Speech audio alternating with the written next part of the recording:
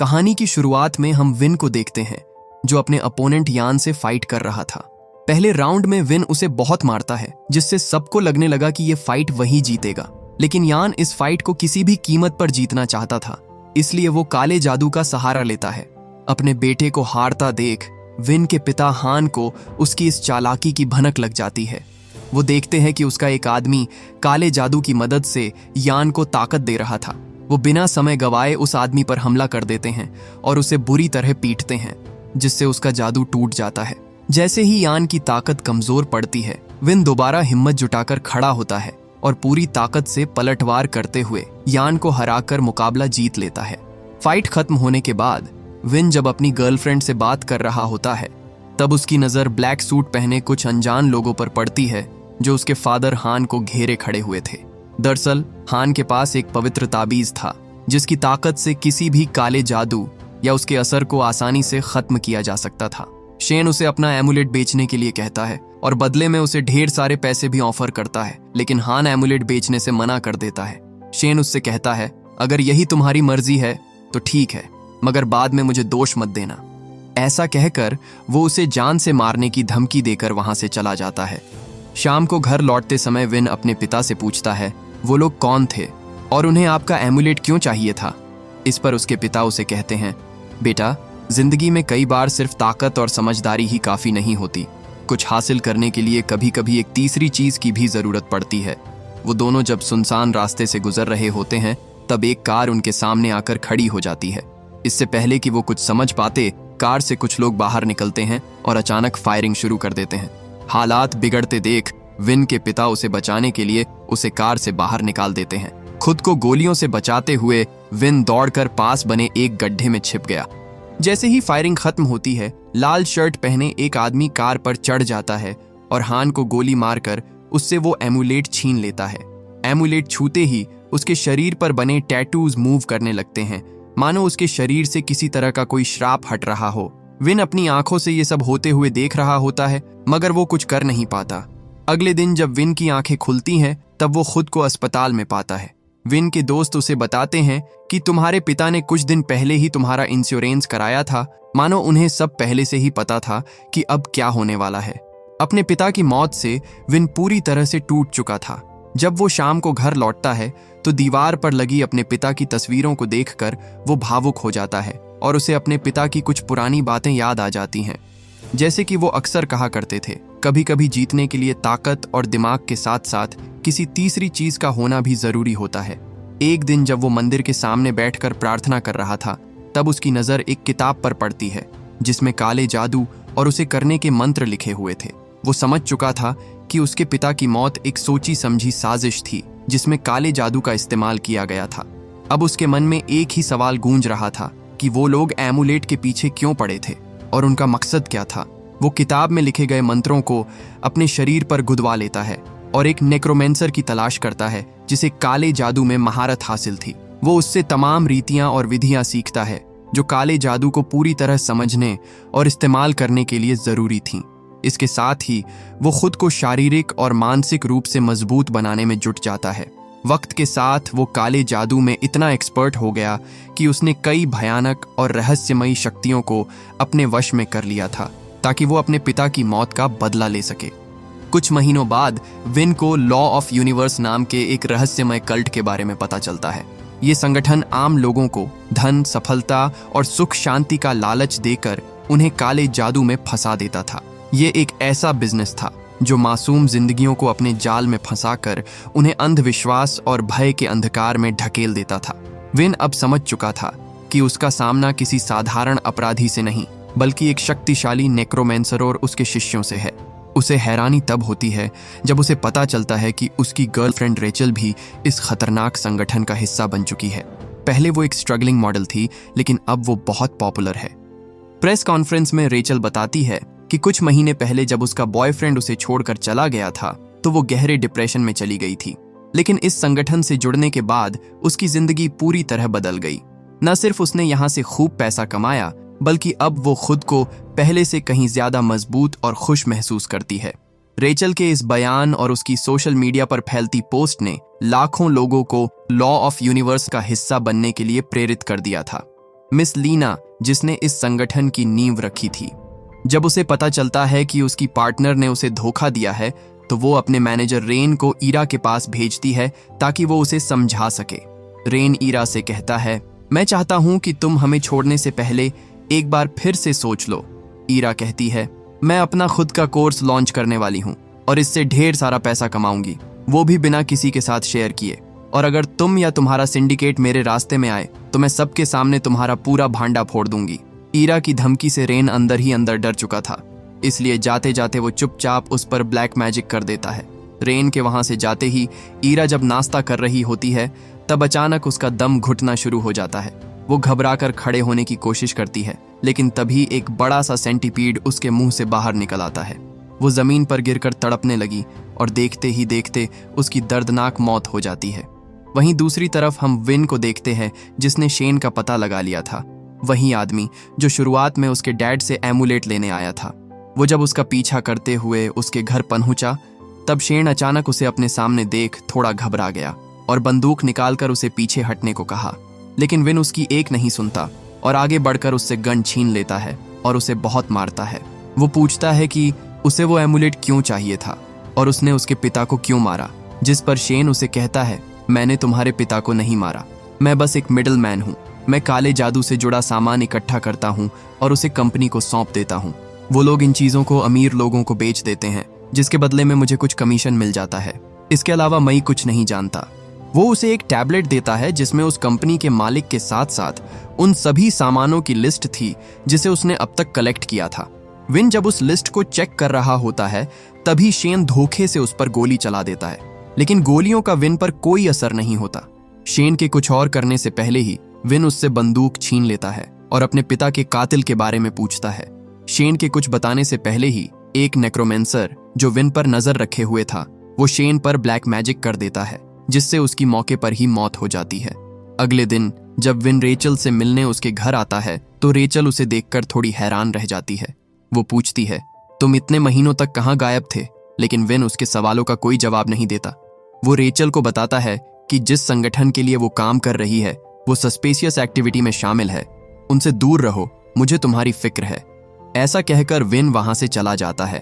Officer लिन और चैन, जो Shane के मर्डर को इन्वेस्टिगेट कर रहे थे, उन्हें ऑटोप्सी रिपोर्ट से पता चला कि शेन को जो जहर दिया गया था, उसने उसके पेट और आंतों को बुरी तरह से नुकसान पहुंचाया है। हालांकि जहर की सटीक पहचान अभी तक नहीं हो पाई है। एक आदमी जो उनकी सारी बातें सुन रहा था, वो उन्हें बताता है, इस आदमी की मौत ब्लैक मैजिक से हुई है। अगर तुम इस केस को सुलझाना चाहते हो तो तुम्हें एक नेक्रोमेंसर की मदद लेनी पड़ेगी। जब ऑफिसर लिन ब्लैक मैजिक और पिछले कुछ सालों में हुए कल्ट मर्डर्स पर रिसर्च कर रही थी, तब उसे एक डिटेक्टिव के बारे में पता चलता है जो खुद एक नेक्रोमेंसर था और करीब 15 साल पहले इन्हीं कल्ट मर्डर्स की जांच करते हुए रहस्यमयी तरीके से गायब हो गया था। अब हम विन को देखते हैं, जिसे अपने दोस्तों से पता चलता है कि लीना की कंपनी ब्लैक मैजिक, वुडू डॉल्स और एमुलेट जैसी कई चीजें गैरकानूनी तरीके से इंडोनेशिया भेजने की तैयारी में है। विन के लिए ये काफी अच्छा मौका था कंपनी को एक्सपोज करके उसे कमजोर करने का। वो एक प्लान तैयार करता है और रात के समय चुपचाप लीना की फैक्ट्री में घुस जाता है, जहां ब्लैक मैजिक से जुड़ी चीजें स्टोर करके रखी गई थीं। जब रेन वेयरहाउस बंद करने की तैयारी कर रहा होता है, तभी विन चुपके से पूरे शिपमेंट में आग लगा देता है, लेकिन रेन उसे देख लेता है और उसे रोकने के लिए सामने आ जाता है, जिसके बाद उन दोनों के बीच फाइट शुरू हो जाती है। रेन ब्लैक मैजिक का इस्तेमाल करके एक खतरनाक मॉन्स्टर को बाहर बुलाता है और उसे विन पर छोड़ देता है। उस मॉन्स्टर की ताकत के आगे खुद को कमजोर पड़ता देख विन भी ब्लैक मैजिक का सहारा लेता है और एक शक्तिशाली ड्रैगन को बुलाकर उस मॉन्स्टर को खत्म कर देता है। ड्रैगन के जीतते ही विन रेन को आग में धकेल देता है और उसे जलता हुआ छोड़कर फैक्ट्री से बाहर निकल आता है। जब विक्टर को फैक्ट्री में आग लगने की खबर मिलती है, तो वो तुरंत लीना को इसकी जानकारी देता है। अगले दिन लीना और विक्टर अस्पताल में रेन से मिलने आते हैं। रेन उसका खास आदमी था, लेकिन उसकी इस नाकामी से उसे लाखों का नुकसान हुआ था, इसीलिए वो विक्टर से कहकर उसे मरवा देती है। वहीं दूसरी तरफ हम विन को देखते हैं, जो इस जीत को सेलिब्रेट करने के लिए अपने दोस्तों के साथ एक क्लब में आया हुआ था। जब उसका दोस्त ताओ उन दोनों के लिए नूडल्स लेने गया, तब पाई विन से कहता है, तुम ये काम पुलिस पर क्यों नहीं छोड़ देते? पाई की बात पूरी होने से पहले ही लीना के लोग वहां आकर उन पर गोलियां चला देते हैं। अचानक हुए इस हमले में पाई की मौके पर ही मौत हो जाती है।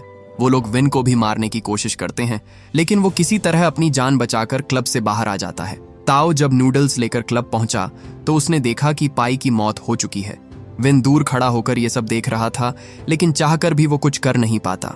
इस घटना के अगले दिन जब विक्टर बाकी ऑफिसर्स के साथ केस को समझने की कोशिश कर रहा था तो वो कहता है, सीसीटीवी फुटेज में हमने कई बार विन को कंपनी के आसपास घूमते हुए देखा है। मुझे ये मामला उसके पिता की मौत से जुड़ा हुआ लग रहा है। हो सकता है इन सभी मर्डर्स के पीछे उसी का हाथ हो, इसलिए हमें उसे यूं ही नहीं छोड़ना चाहिए। आज रात हम एक पार्टी रखने वाले हैं और मुझे यकीन है कि वो यहाँ जरूर आएगा। वो कमिश्नर पर दबाव बनाते हुए जल्द से जल्द उसे पकड़ने की गुजारिश करता है। शाम के वक्त जब लीना अपने अमीर दोस्तों के साथ पार्टी का लुत्फ उठा रही होती है, तब उसी पार्टी में चैन और बाकी पुलिस ऑफिसर्स अपनी अपनी पोजीशन ले लेते हैं ताकि वो विन को गिरफ्तार कर सकें। कुछ देर बाद विन पार्टी में आता है और काले जादू का इस्तेमाल करके कुछ पल के लिए टाइम को रोक देता है। वो लीना से पूछता है, तुमने मेरे पिता को क्यों मरवाया? लीना हैरानी से जवाब देती है, मैंने किसी को नहीं मरवाया। लीना से बात करते वक्त विक्टर विन का जादू तोड़ देता है, जिससे बाकी ऑफिसर्स अलर्ट हो गए। विन को लीना के नजदीक देख वो लोग उस पर फायरिंग शुरू कर देते हैं। वो जब अपनी जान बचाकर वहां से भाग रहा होता है तब एक ऑफिसर उस पर गोली चला देता है, मगर विन पर उन गोलियों का कोई असर नहीं होता। चैन विन का पीछा करता है और उसे गन पॉइंट पर लेकर उसे अरेस्ट कर लेता है, लेकिन इस बार भी विन उसके हाथों से बच निकलता है। कुछ देर बाद जब लिन वहां पर पहुंचती है तब वो देखती है कि चैन की हालत काफी गंभीर है। चैन को जब अस्पताल में भर्ती कराया जाता है तब वो लिन को एक चाबी के बारे में बताता है, जिसके बाद उसकी मौत हो जाती है। चैन का लॉकर खोलने पर लिन को कैप्टन इथी नाम के एक नेक्रोमेंसर की फाइल मिलती है। जांच करने पर उसे पता चलता है कि इथी और चैन सगे भाई थे और इस समय इथी बैंकॉक की एक जेल में बंद है। लिन को पूरा यकीन था कि ब्लैक मैजिक से हो रही इन हत्याओं को रोकने में इथी उसकी मदद जरूर करेगा, इसलिए वो उससे मिलने जेल में जाती है। लिन इथी से कहती है, तुम्हारा भाई चैन अब इस दुनिया में नहीं रहा। मरने से पहले उसने मुझे तुम्हारे बारे में बताया, क्योंकि उसे यकीन था कि तुम मेरी मदद जरूर करोगे। वो जैसे ही चैन के पास मिले कागज को बाहर निकालती है, इथी झट से उसे छीन लेता है और लिन को हिप्नोटाइज करके दीवार पर बने मंत्रों को मिटा देता है और जेल से बाहर आ जाता है। वो बाहरी दुनिया के लिए फिर से खुद को तैयार करता है ताकि वो अपने भाई के कातिलों से बदला ले सके। अब हम विन को देखते हैं जो पुलिस से छिपता फिर रहा होता है। जब वो मेट्रो स्टेशन पर अपनी गर्लफ्रेंड का इंतजार कर रहा था तभी लीना के लोग उसे घेर लेते हैं और उस पर हमला कर देते हैं। विन उनसे लड़ते हुए खुद को बचाने की पूरी कोशिश करता है, मगर ज्यादा देर तक टिक नहीं पाता। इससे पहले कि वो लोग उसे मार डालें, वो काले जादू का इस्तेमाल करके उन्हें खत्म कर देता है। खुद को संभालते हुए विन खड़े होने की कोशिश कर ही रहा था कि अचानक इथी उसके सामने आ जाता है। उसे लग रहा था कि इथी यहाँ उसे मारने आया है, इसीलिए वो उस पर ब्लैक मैजिक का इस्तेमाल करता है, लेकिन उसके जादू का इथी पर कोई असर नहीं होता। विन आखिरी उम्मीद के तौर पर अपना ड्रैगन भी बुलाता है, मगर ड्रैगन इथी की मौजूदगी से डरकर पीछे हट जाता है। विन समझ चुका था कि इस तरह बात नहीं बनने वाली। वो इथी से फाइट करके उसे हराने की कोशिश करता है, लेकिन इथी जल्द ही उस पर हावी हो जाता है और उसे पूरी तरह अपने कंट्रोल में ले लेता है। ब्लैक मैजिक की मदद से वो विन के दिमाग को पढ़ता है और जान जाता है कि उसने चैन को नहीं मारा। ये जानने के बाद इथी विन को छोड़ देता है और बिना कुछ कहे वहां से चला जाता है। उसी रात जब लीना सोने की तैयारी कर रही होती है तभी इथी उसके सपने में आता है और उससे चैन के बारे में पूछता है। लीना कहती है वो किसी चैन को नहीं जानती और ना ही उसने किसी को मारा है, पर इथी गुस्से में कहता है, तुम लोग सिर्फ अपनी इच्छाओं को पूरा करने के लिए जीते हो। न जाने कितनों के सपनों को तुमने निगल लिया है, अब तुम्हें इसकी सजा जरूर मिलेगी। इतना कहकर वो लीना को खून में डुबो देता है, पर अगले ही पल जब उसकी आंख खुली तो उसने पाया कि ये तो बस एक सपना था। उसी रात विन जब रेचल से मिलने के लिए उसके घर आता है तब वो विक्टर को उसके कमरे में देखकर समझ जाता है कि रेचल का उसके साथ अफेयर चल रहा है। वो उससे बचने के लिए खुद को गेट के पीछे छिपा लेता है, लेकिन कुछ बॉडीगार्ड्स उसे देख लेते हैं। उन लोगों से बचने के लिए विन ऊपर की ओर भागने लगता है और एक कमरे में जाकर छिप जाता है, पर विक्टर अचानक से उस पर हमला करके उसे पकड़ लेता है। वो विन से पूछता है, क्या तुम्हें पता चला तुम्हारे पिता को किसने मारा? विक्टर की बातों से विन को गुस्सा आ जाता है और वो उसे पीछे धकेल देता है। विक्टर गुस्से में अपना बिग उतारते हुए विन से कहता है, अब कुछ याद आया? वो मैं ही था। जिसने उस रात तुम्हारे पिता को मारा था। विक्टर की बातों से विन अब और गुस्से में आ चुका था। वो उससे लड़ते हुए उस पर एक के बाद एक लगातार कई वार करता है, मगर विन की मार का उस पर जरा भी असर नहीं होता। लड़ाई के दौरान विक्टर विन को बहुत बुरी तरह मारता है और उसका एक हाथ तोड़ देता है, लेकिन विन ब्लैक मैजिक का इस्तेमाल करके खुद को ठीक कर लेता है। वो दोबारा उससे लड़कर उसे मारने की कोशिश करता है, मगर इस बार विक्टर उसका पैर तोड़ देता है। विन जितनी बार खुद को हील करके उससे लड़ने की कोशिश करता, हर बार उसे उतनी ही ज्यादा चोट लगती। कभी कोई हड्डी टूटती तो कभी शरीर का कोई हिस्सा बुरी तरह जख्मी हो जाता। विन को अब समझ आ चुका था कि उसके मुकाबले वो काफी कमजोर है और इस हालत में वो उसे कभी नहीं हरा सकता। इससे पहले कि विक्टर उसे खत्म कर देता, वो मैजिक का इस्तेमाल करके अपने ड्रैगन को बुला लेता है और उसे विक्टर पर छोड़ देता है। खुद को बचाने के लिए विक्टर भी अपना मॉन्स्टर बाहर निकालता है और उसे ड्रैगन से भिड़ा देता है। इससे पहले कि विक्टर दोनों को खत्म कर देता, विन वहां से भाग जाता है। अपने टूटे हुए शरीर के साथ विन जब गली में दर्द से तड़प रहा होता है, तभी इथी उसके पास आता है और ब्लैक मैजिक की मदद से उसे ठीक कर देता है और फिर बिना कुछ कहे वहां से चला जाता है। अब हम विक्टर और लीना को देखते हैं, जो पिछले कुछ दिनों में हुई हत्याओं को लेकर आपस में चर्चा कर रहे थे। लीना विक्टर से पूछती है, क्या तुम किसी इंस्पेक्टर चैन को जानते हो? पर विक्टर कहता है, नहीं, मैं ऐसे किसी शख्स को नहीं जानता। लीना कहती है, कुछ तो गड़बड़ है, इस कंपनी पर एक बड़ा खतरा मंडरा रहा है। इस आपदा को टालने के लिए मुझे जल्द से जल्द एक रिचुअल परफॉर्म करना होगा और इसके लिए मुझे तुम्हारी मदद चाहिए। उम्मीद है कि इस बार तुम मुझे निराश नहीं करोगे। उसी रात ताओ जब विन को लेकर घर पहुंचता है, तब उसी वक्त लिन भी वहां आ जाती है ताकि वो उसे अरेस्ट कर सके। ताओ विन को बेहोशी की हालत में सोफे पर लिटा देता है और उसके होश में आने का इंतजार करने लगता है। लिन उससे कहती है, तुम्हें पता है ना, तुम्हारा दोस्त इस केस का प्राइम सस्पेक्ट है। पिछले कुछ दिनों में वो हर उस क्राइम सीन पर मौजूद था जहां शायद उसे होना ही नहीं चाहिए था। ताओ उससे कहता है, विन किसी का मर्डर नहीं कर सकता, वो तो बस अपने पिता के कातिल को ढूंढने की कोशिश कर रहा है।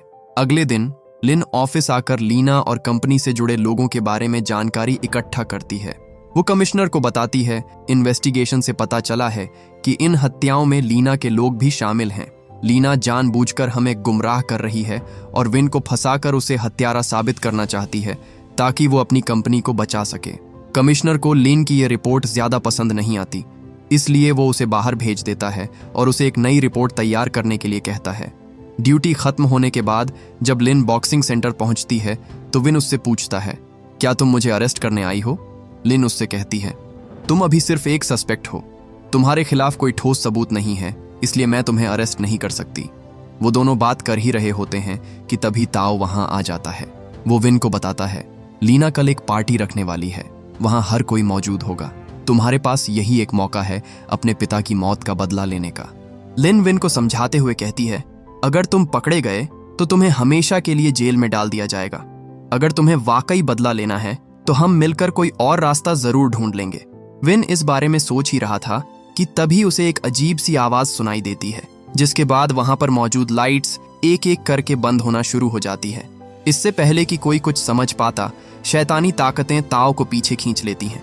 विन उसे बचाने के लिए तुरंत ब्लैक मैजिक का इस्तेमाल करता है, लेकिन तब तक बहुत देर हो चुकी थी। उन शैतानों ने ताओ के शरीर के टुकड़े कर दिए और उसे बेरहमी से मार डाला। इस हादसे से लिन अब काफी घबरा चुकी थी। वो विन से कहती है, तुम ये सब पुलिस पर क्यों नहीं छोड़ देते?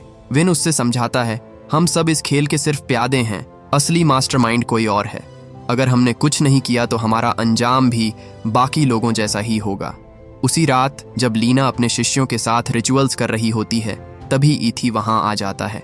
लीना कुछ समझ पाती इससे पहले ही विन वहां आकर उसका गला पकड़ लेता है और उसे घुटनों के बल नीचे गिरा देता है। हालात बिगड़ते देख विक्टर ब्लैक मैजिक का इस्तेमाल करता है और मॉन्स्टर्स को बाहर निकालकर उन्हें इथी पर छोड़ देता है। लीना विक्टर से कहती है, ये तुम क्या कर रहे हो? यहाँ हमें उसके असली इरादे पता चलते हैं। विक्टर उसे बताता है, जिस कंपनी को तुम आज चला रही हो वो कभी मेरे पिता की थी, लेकिन तुम्हारे धोखे की वजह से वो बर्बाद हो गए।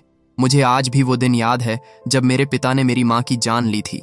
मैं तुमसे ये कंपनी मांग नहीं रहा क्योंकि ये पहले से ही मेरी है। उन मॉन्स्टर्स से लड़ते हुए इथी लीना के पास पहुंचने की कोशिश करता है, लेकिन तब तक बहुत देर हो चुकी होती है क्योंकि विक्टर उसे पत्थर में बदलकर उसे मार चुका था।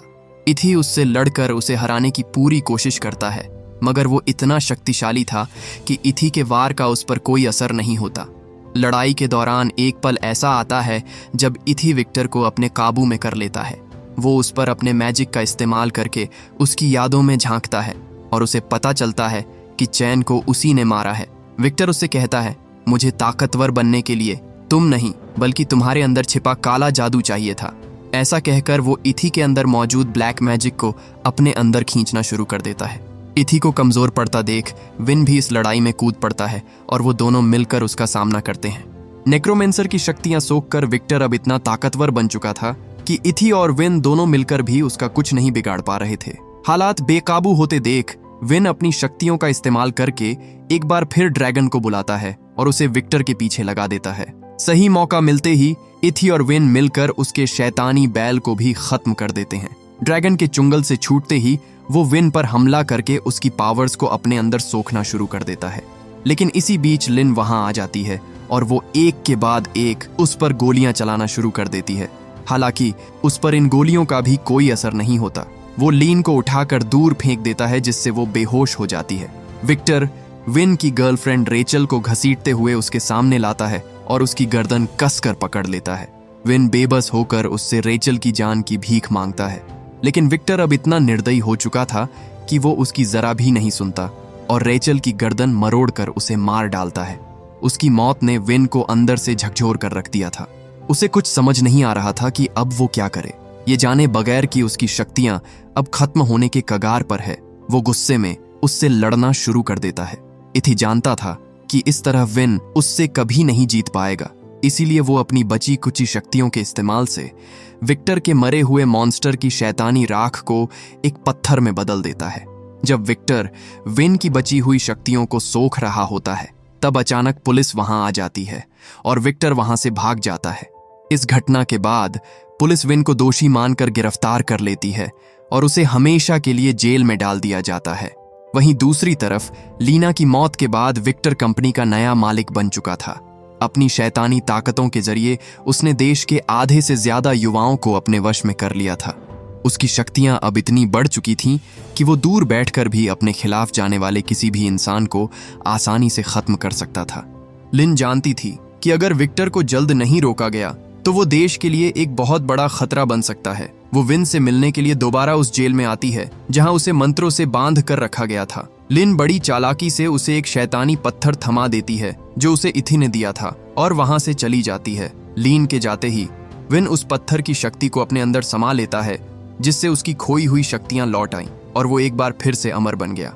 जेल से बाहर निकलने के बाद विन सीधे विक्टर के वेयर हाउस पहुंचता है जहां ब्लैक मैजिक से जुड़ी सामग्री को शिपिंग के लिए तैयार किया जा रहा था। वहां तैनात बॉडीगार्ड्स उसे रोकने की कोशिश करते हैं, लेकिन विन एक एक करके सभी को मार डालता है। विक्टर उससे कहता है, तुम पहले से कहीं ज्यादा ताकतवर लग रहे हो, अगर चाहो तो मैं तुम्हें अपनी टीम में शामिल कर सकता हूं। विन कहता है, हर कोई तुम्हारी तरह जानवर नहीं होता। विक्टर मुस्कुराता है और कहता है, तुम्हारे लिए एक सरप्राइज है। वो विन को ढेर सारे नेक्रोमैंसर्स की चमड़ी और उसकी गर्लफ्रेंड का कटा हुआ सिर दिखाता है जिसे उसने एक शो पीस की तरह सजा कर रखा हुआ था। ये सब देखकर विन का गुस्सा बेकाबू हो जाता है और वो सीधा उस पर टूट पड़ता है। तभी विक्टर उस पर कुत्तों का खून उड़ेल देता है जिससे विन की शक्तियां छिन जाती हैं। इसके बाद दोनों के बीच जबरदस्त लड़ाई शुरू हो जाती है जिसमें वो एक दूसरे को हराने के लिए अपनी पूरी ताकत झोंक देते हैं। इस बार विन उसे भागने का कोई मौका नहीं देता। वो एक कांच के टुकड़े से उसके सीने को चीरने की कोशिश करता है, लेकिन उसी पल विक्टर उसकी शक्तियों को अपने अंदर खींचने लगता है। विन की जान जाने ही वाली थी, लेकिन अपने आखिरी पलों में वो अपनी सारी ताकत उस कांच के टुकड़े में झोंक देता है और उसे सीधा विक्टर की सीने में घुसा देता है। वो उसे बार बार विक्टर की छाती में घोंपता रहा और आखिर में उसके मुंह में एक जादुई बीज डाल दिया जो विक्टर की बॉडी में जाते ही तेजी से उगने लगा और उसके शरीर को चीर डाला, जिससे विक्टर की दर्दनाक मौत हो गई। अगले दिन जब कमिश्नर को विक्टर की मौत की खबर मिलती है तो वो लीन से कहता है, ये जानते हुए भी कि विन एक हत्यारा है, तुम यहाँ उससे मिलने आई। अगर वो जेल में नहीं मिला तो तुम्हें कड़ी से कड़ी सजा मिलेगी। पर वो जैसे ही सेल का दरवाजा खोलता है विन उन्हें अंदर ही मिलता है, जो देखकर कमिश्नर की बोलती बंद हो जाती है। विक्टर को मारकर विन अब और ताकतवर बन चुका था। वहीं हम इथी को देखते हैं जो ट्रेन में बैठकर कहीं जा रहा होता है। तभी अचानक एक आदमी उस पर हमला कर देता है। इसी के साथ ये कहानी यहीं खत्म हो जाती है। उम्मीद करता हूं कि ये मूवी आपको पसंद आई होगी। Thank you for watching.